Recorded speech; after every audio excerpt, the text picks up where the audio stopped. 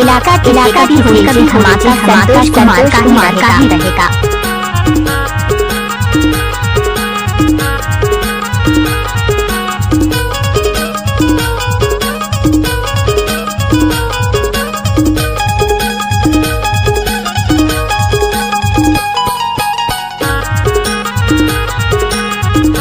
DJ Santosh Kumar बघोर टोला वाले।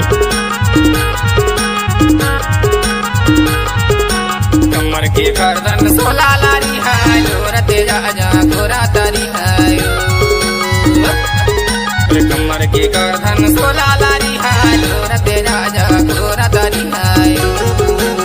CG song mix करने वाले का नाम है संतोष कुमार, ग्राम चिलंग बघोर टोला वाले। कमर के गर्दन सोला लारी है, लोरते राजा गोरा तारी है। कमर के गर्दन सोला लारी है, लोरते राजा गोरा तारी है। कमर के गर्दन सोला लारी है, लोरते राजा गोरा तारी है। हे मर जाऊंगा लोरते राजा गोरा तारी है। Mix by DJ Santosh Kumar. लोरते राजा गोरा तारी है।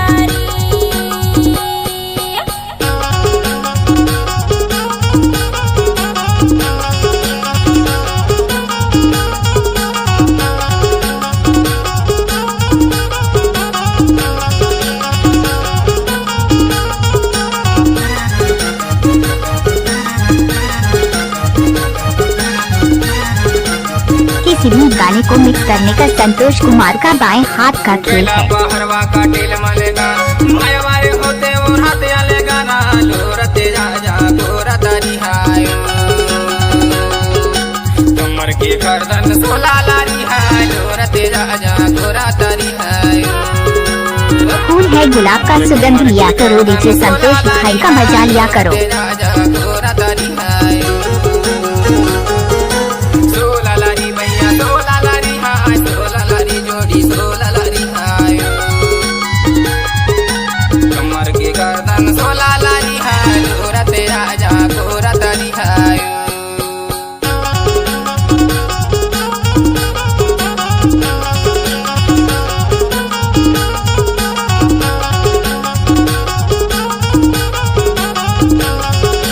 जब तक सूरज और चांद रहेगा तब तक डीजे संतोष भाई का नाम रहेगा।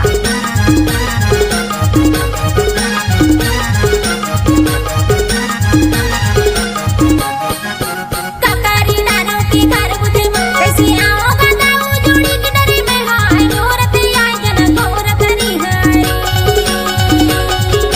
कमर के गर्दन सोला लारी है, लोरते राजा गोरा तारी है। दे कमर के गर्दन सोला लारी है, लोरते राजा गोरा तारी है। हे मर जाऊंगा लोरते राजा गोरा तारी है। डीजे रिमिक्स बनाने वालों का नाम है संतोष कुमार, ग्राम चिलंग बघोर टोला वाले।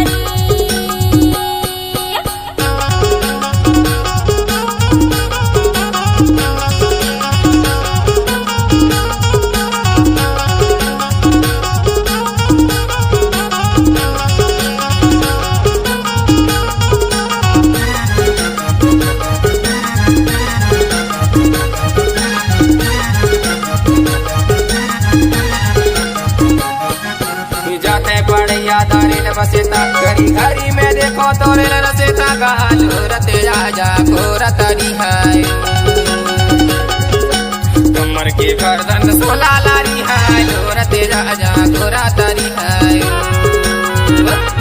डीजे संतोष कुमार बघोर टोला वाले।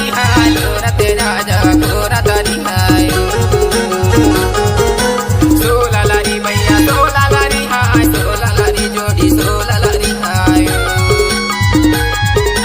कमर के गर्दन सोला लारी है, लोरते राजा गोरा तारी है। लोरते राजा गोरा तारी है। डीजे संतोष कुमार बघोर टोला वाले। लोरते राजा गोरा तारी है।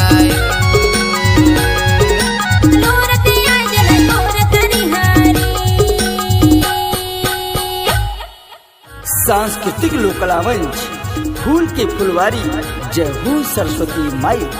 गायक श्री गुड्डला यादव जी व गायिका कुमारी राखी धारवे। प्रोग्राम हेतु संपर्क करें 9098612673। अध्यक्ष नानूदास सोनवानी एवं गीतकार मंजूदास गंगवाल। सचिव गंगादास धारवे। विशेष सहयोगी बाल कुमार धारवे। मार्गदर्शन श्री पवन कुमार धारवे। रोजगार सहायक डीजे संतोष कुमार का चैनल को सब्सक्राइब करें। Thank you.